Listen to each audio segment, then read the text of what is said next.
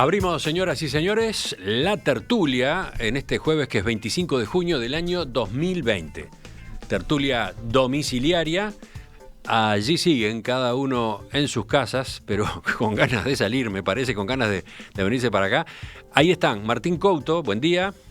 Muy buenos días, soy parte de la plataforma reivindicativa para volver. ¿Así? ¿Hiciste una recolección de firmas? ¿Armaste una en change.org? Le di manija a Esteban y con su vieja sapiencia militante supongo que algo organizará. Esteban Valenti, ¿qué tal? Buen día. Es muy simple, después de hacer la tertulia así, me tengo que ir a la oficina que está a 2 cuadras. Vamos, muchachos. Bueno, veremos qué normas podemos adaptar para que la presencia de 5 personas acá en el estudio no sea riesgosa desde el punto de vista sanitario. Lo estudiamos. Pase a la oficina correspondiente acá dentro de la empresa. Sigo con los saludos. Daniel Superviel, buen día.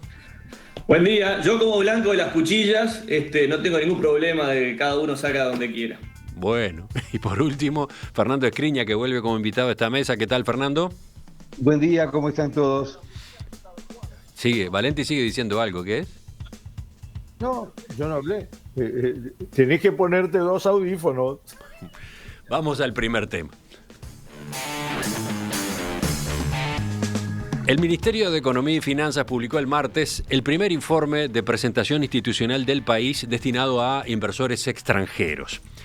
En las páginas iniciales del documento, conocido un día antes de la emisión de bonos de deuda que se realizó ayer en el mercado internacional, se resalta el buen desempeño del país en el control de la pandemia de COVID-19, comparando la evolución de la curva de contagios con la de otros países de la región. Además, se consigna que, más allá de la pandemia, el gobierno envió al Parlamento una ley de urgente consideración que incluye reformas estructurales y fiscales.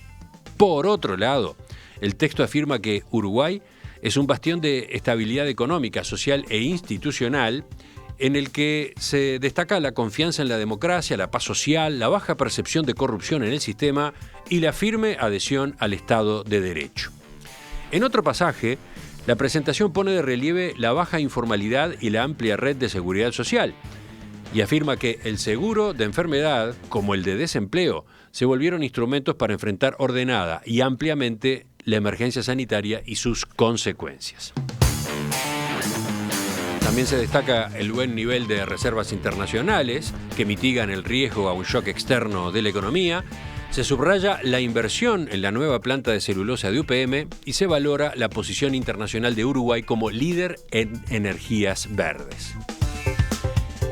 Justamente, el alcance del texto, sobre todo por algunos de sus párrafos, llevó a discusión. El documento, por ejemplo, fue compartido ayer en redes sociales por varios militantes frente amplistas que remarcaron las menciones que hay a logros que vienen de la anterior administración. Capaz que es por ahí que tú, Esteban, querías empezar la discusión. Sí, primero porque es un tema muy importante. Yo lo primero que tengo es una gran alegría de que el país haya emitido bonos, haya confirmado el prestigio internacional y la confianza de los inversores tan volátil y tan miserable. Vamos a entendernos claro. Lo que les interesa es que le puedan pagar en tiempo, en forma, y esa es su principal preocupación. Eso lo quiero decir porque es la clave del asunto. En segundo lugar, lo que yo digo, y lo he hecho en Twitter y lo voy a hacer por escrito, es que no puede haber 2 discursos. No, yo no se lo admití al Frente Amplio y no se lo voy a admitir a nadie. Porque ese documento contradice muchas de las posiciones adoptadas en el plano interno por el equipo económico, por parte del gobierno, por algunos operadores políticos principales del gobierno, porque no habría esa emisión de ninguna manera si los datos económicos no fueran los que son. Voy a tomar un ejemplo. Está bien, el tratamiento de la pandemia, yo me he aburrido de defender y de promover el tratamiento de la pandemia en el Uruguay, pero Perú, que tiene una situación de la pandemia horrible, absolutamente horrible, está entre los peores de América Latina, hizo una emisión de bonos y le fue muy bien. Porque lo que les interesa a la gente es que le paguen. Así estemos tirados en el suelo. Entonces, pero es cierto, jugó un papel sobre todo en la solidez institucional. Ahora, Yo creo que todas esas cosas que tú mencionabas, que están en la presentación en cuanto a las reservas, la solidez, la estructura de la deuda y otra cantidad, el cambio de la matriz energética, la inversión triparte, ¿no? UPM, Ferrocarril Central y Puerto de Montevideo especializado. Todas las cosas que están planteadas allí tienen una base, que es la base de la situación económica que tenía el país, porque después de la pandemia la situación económica lo que hizo es empeorar. A mí me llamaba la atención lo dormido que estaba la bancada del Frente Amplio, creo que ahora se despabilaron, porque efectivamente es un debate que hay que dar, entre otras cosas, porque como es un debate muy importante, no es de quién gana algún votito, porque estamos lejos, sino quién gana posiciones desde el punto de vista de la doctrina, de la concepción político-económica. Quiero decir lo siguiente, hay que comparar, porque he visto economistas ilustres hablarlo y hacerlo, 2005 con 2020, y ustedes verán, lo dejo para la segunda vuelta, la profunda diferencia, absolutamente diferencia. Termino. Señores, hay que ser coherentes. No se le puede decir a los inversores que el país está, como dice el documento, en inglés, y en el discurso interno darnos manija que todo quedó poco menos que en el suelo. Eso no funciona, no está bien. ¿Quién toma la mano? ¿Quién levanta la mano ahora? Veo a Daniel, veo a Fernando. ¿Cuál de los dos primero? Yo voy, si querés. Dale, Fernando. Bueno, de que nada, expresar la alegría también de este éxito del Uruguay en la colocación de esta deuda. Recordar que Uruguay fue pionero en el 2003, luego de la grave crisis que sufrió el país, en emitir un bono en moneda local. Estamos hablando del año 2003, gobierno del doctor Valle. Y esto me lleva a complementar, no a discrepar, pero sí a digamos, morigerar la afirmación tan rotunda de Esteban cuando sostiene esto no hubiese sido posible con los números, si los números no fueran lo que son. Y es cierto, pero es parcialmente cierto. Este tipo de misiones son exitosas cuando los países gozan de algo que es patrimonio de todo el Uruguay, que es la confianza.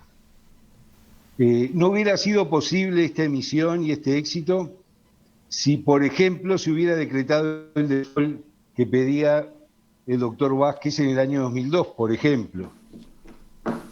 Tampoco hubiera sido posible si no se hubiera gestionado la deuda dolarizándola durante los años de gobierno del Frente Amplio. Es decir, aquí lo que no podemos es atribuir éxitos de un lado y fracasos del otro, y yo no creo que haya contradicciones cuando se apunta la situación en la que quedó el país. Y me refiero al déficit fiscal, y me refiero a que esta pandemia, que está intentando superarse y seguramente va a haber muchas dificultades, seguramente se podría haber enfrentado mucho mejor si esos números fueran los que pedía la oposición en el pasado. Pero con esto si este tema lo enfocamos como se enfoca en las redes, tirios y troyanos y a ver quién es más malo que el otro o menos bueno que el otro, creo que cometemos un error. Aquí el factor confianza fue determinante y fue lo que le permitió incluso al propio gobierno del Frente Amplio acceder a niveles de financiamiento importantes, porque todos recordamos cuando el doctor Vázquez, recién electo, viajó al Fondo Monetario Internacional a presentar a Astori, ¿qué lo hizo?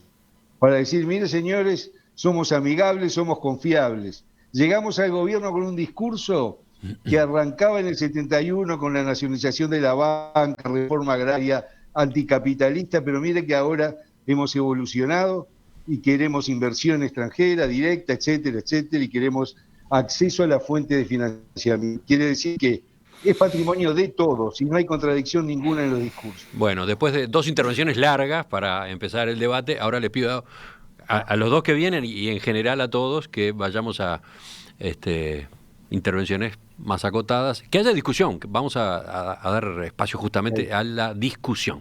Iba ahora Martín, ¿no? Bien, sí, si se me escucha mal me avisan y enseguida me saco el micrófono porque no pude probar antes. Yo creo que es normal que no se diga exactamente lo mismo o no se presente de la misma forma la información a inversores extranjeros que cuando uno está dando una discusión doméstica, digamos, ¿no? Porque, como pasa en cualquier empresa, cuando se va a hacer un negocio con otra empresa o con un nuevo cliente, no se le va a contar, bueno, y tengo un problema en tal sector y tal, ¿no? Eso es razonable. Pero lo que no es razonable sería pensar que uno puede mostrar dos realidades, porque no hay ningún inversor que lea un PowerPoint y se venga a invertir. Obviamente va a indagar sobre lo que está pasando en Uruguay. Y a mí lo que me preocupa, Fernando decía, bueno, esto no lo tomemos como éxito de un partido o del otro. Yo lo que quiero decir es que el presidente de la República usó conferencias de prensa cuando todos estábamos esperando escuchar las medidas sobre el coronavirus para cuestionar y para poner en duda incluso datos oficiales, esos mismos datos que ahora ponen en un PowerPoint, tratando de instalar la idea de la herencia maldita. Y entonces el problema no es acá que el Frente Amplio crea que todo empezó en el 2005. El problema es acá que el Poder Ejecutivo que se instaló tuvo una clara intención de instalar la idea de que el país, por ejemplo, estaba poco más que fundido. Entonces se habló del nivel de deuda, nunca se compara, cuando se compara con 2005, el nivel de deuda con respecto al producto, que es lo que indica cómo se puede pagar. Entonces me parece que ese es el problema fundamental, que no hay otra, y esto es un aprendizaje, cuando uno intenta hacer volteretas en el aire discursivas tan grandes, la realidad termina desmintiéndolo más tarde o más temprano, y es lo que pasó en este caso. El gobierno intentó generar sombras sobre los niveles de informalidad y ahora lo difunde como el país con mayor formalidad de la región. El gobierno intentó generar sombras sobre el proceso de UPM del Ferrocarril Central y ahora lo vende como no solo como algo que tuvo que gestionar porque el otro gobierno justo lo hizo y lo dejó mal, sino que ahora lo vende como la inversión más grande privada de la historia del país.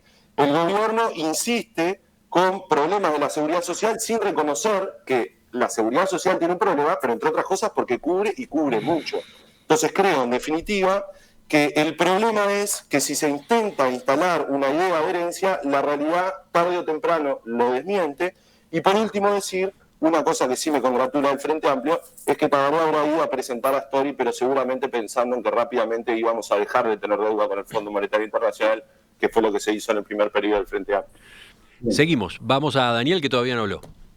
Bien, yo lejos de ver esto como una incoherencia, veo una gigantesca coherencia por parte del gobierno. Y voy a contar una anécdota. En el año 2016 me tocó ir a una ciudad en el sur de Ohio que se llamaba Athens, pueblito de 20.000 personas, a 2 horas de Cleveland, o de Columbus creo que era. Y bueno, y estaba allí, obviamente era el único uruguayo a 30, no sé, 10.000 kilómetros a la redonda, ¿no? No había uruguayos por la vuelta. Y un día salgo del ambiente universitario y me meto en un pub donde vendían cerveza artesanal, que había algunos ex veteranos de guerra, no sé cuánto, y estaban pasando unas imágenes de unas inundaciones en Paraguay. Y yo ahí digo, mirá, yo soy de ahí cerca, de Uruguay. Uruguay, me dicen, ¡wow! Mujica, he's from Uruguay, Mujica. Y yo no me puse a aclarar lo que yo pienso de Mujica. Yo celebré con ellos, Mujica, un viejo sabio que apostó a la paz en Uruguay, mucho orgullo de Mujica, y defendía al Uruguay y brindé por Mujica. No me puse a aclarar la letra chica de lo que era en la realidad lo que fue el gobierno de Mujica.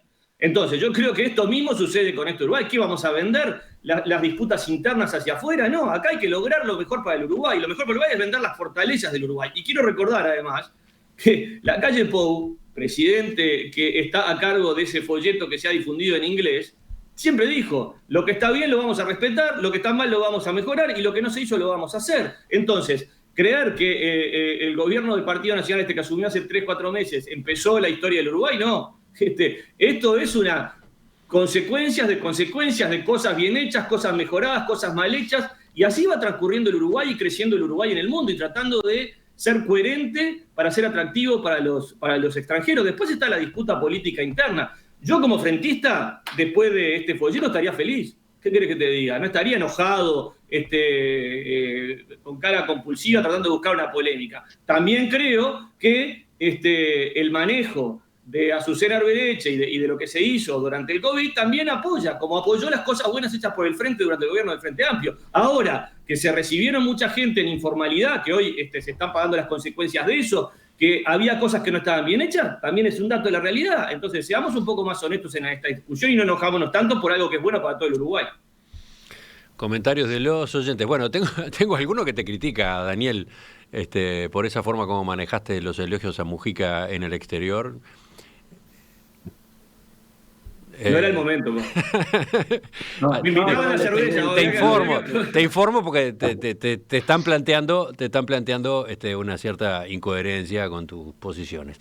Después hay otros como Álvaro que dicen, ojo, los inversores no solo manejan el inglés, no solo se manejan con un documento escrito en inglés, también saben español, pueden leer estadísticas.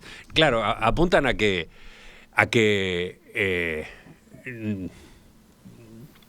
ese documento no es lo único que llega, ¿no?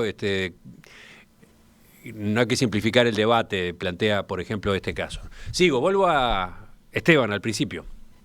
Bueno, efectivamente los inversores no leen solo ese documento.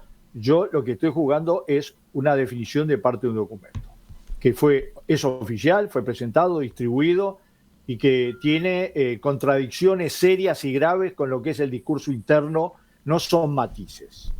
Segunda cosa, estoy muy contento, no lo voy a decir 3 veces, me parece muy bien que el Uruguay haya hecho eso. No es lo mismo que la situación del 2005. Porque eso también es una deformación. ¿Qué tenía la situación de 2005? Lo que dijo, creo que Fernando, que se desechó absolutamente el default, que hubiera sido un error gravísimo. Y ese es mérito de Danilo Astori. Y además, ¿qué otra cosa? Que los uruguayos tienen imagen de sólido institucionalmente, que es mérito de todos los partidos serios. Esperemos que siga haciéndolo, porque cada vez me preocupan más algunas cosas. Pero también porque pagamos siempre, y eso es muy importante en América Latina, pagamos siempre. Ahora, hay otros elementos también. En el 2003, la emisión fue con la ley uruguaya. Le recuerdo a Fernando que es con la ley internacional. Estamos hablando de 2 cosas totalmente diferentes.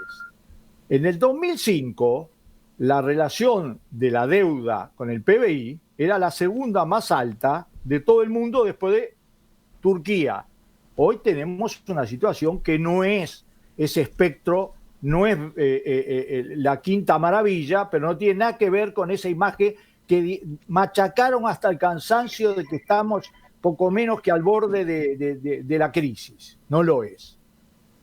Y además, yo creo que hay un aspecto que este debate tiene que ver, sí, con la acumulación positiva que ha hecho el Uruguay a lo largo del tiempo, y su significado, que hay que reivindicar a toda la sociedad uruguaya y a la seriedad del sistema de partido. Entre otras cosas porque vamos a ver cómo hay algunas cosas que empiezan a poner en discusión esa solidez de todos los partidos. Ahora, no fue la misma. Yo recuerdo que, lo corrijo a Fernando, Tabaré presentó a Astori como ministro antes de asumir en plena campaña electoral, no fue después. Sí.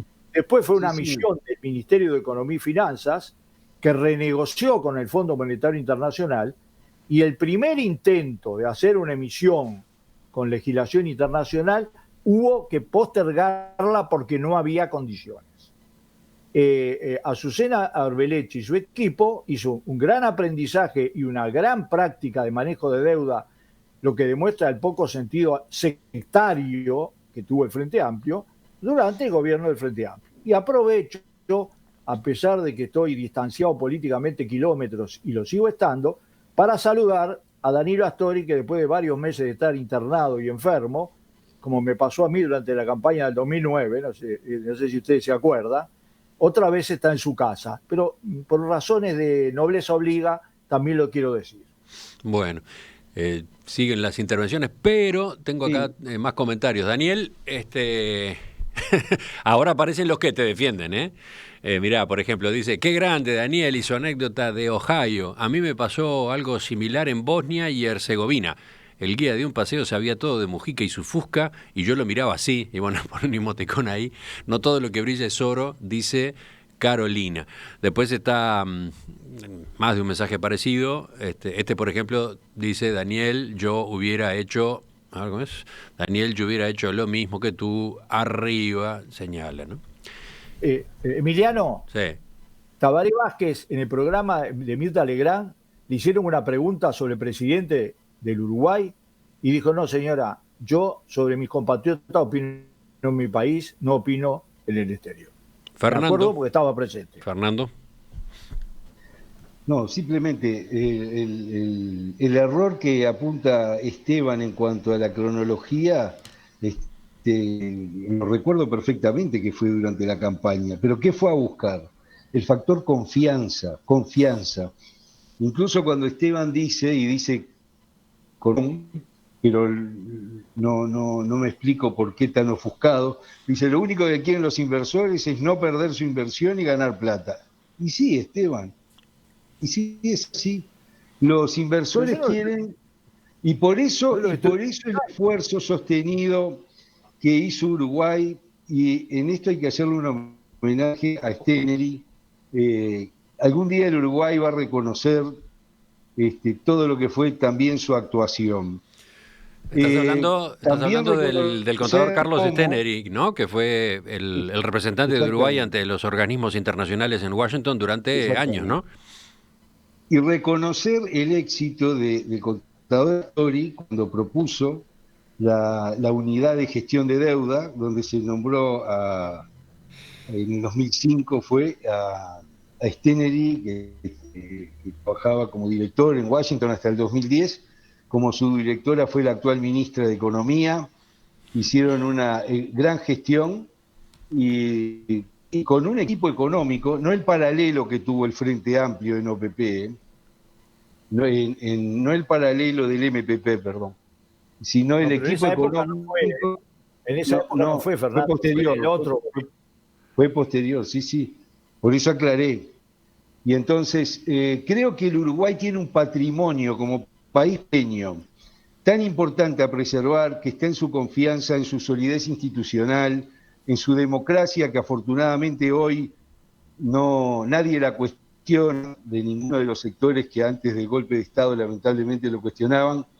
Y gracias a eso el Uruguay puede recuperarse rápidamente. Somos un país pequeño, que tenemos baja informalidad en relación a América Latina, por favor, eso fue toda la historia. Eso no es patrimonio de la herencia del Frente Amplio, que por otra parte quedó al descubierto una serie de carencias sobre la formalidad. Aquí lo que hay es un Uruguay que se gestó distinto a los países de América Latina.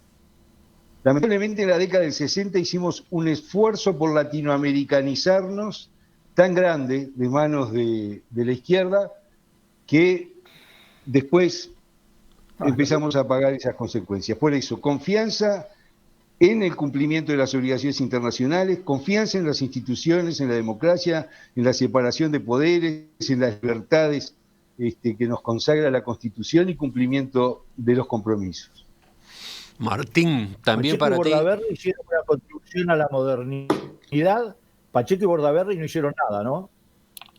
Mirá, Esteban, si nos ponemos a revisar el pasado, que alguna picardía iba a pasar sobre eso, discutimos cuando quieras. Bueno. Todo lo que fue la izquierda en el pasado. Vamos a tratar de no irnos por las ramas. Decía que los oyentes discuten con varios tertulianos, no solo con Daniel, como mencionaba hace un rato. Esta va para Martín. Martín, te dice Ignacio, dice que en lugar de estar en la chiquita, deberían tomar ejemplo del mismísimo Tabaré Vázquez y su notorio cambio de actitud frente a Luis Lacalle Pou. Tenemos demasiados problemas como para fomentar la politiquería barata. ¿Te pones ese sello, Martín?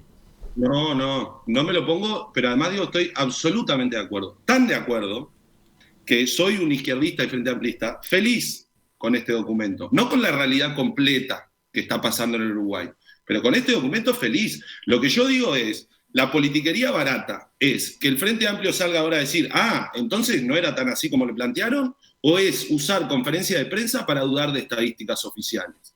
Porque entonces pareciera, se está instalando una idea de que el gobierno y la coalición de gobierno dice lo que quiere, y son todos alegres, felices, y después aparecemos los izquierdistas enojados. Discúlpenme, pero si se plantean algunas cuestiones falsas, sobre cómo dejó el Frente Amplio el gobierno, con alegría o con menos alegría, pero los Frente Amplistas saldremos a aclarar que no es así.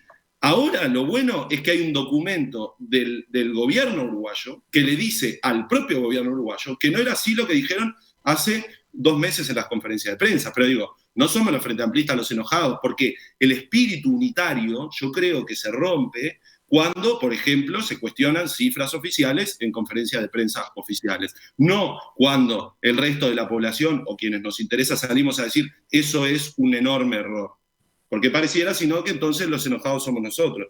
Creo que el problema es ese. Nos atribuyeron determinados fracasos que resulta que ahora un documento del propio gobierno dice que no fueron tales. Que la economía tiene algunos problemas, por ejemplo el déficit fiscal, sin lugar a dudas. Decir esto es una cosa. Decir que dejamos prácticamente un país hipotecado, tomando un solo indicador, es otra. Y agrego, por último, tenemos que hablar de la desigualdad.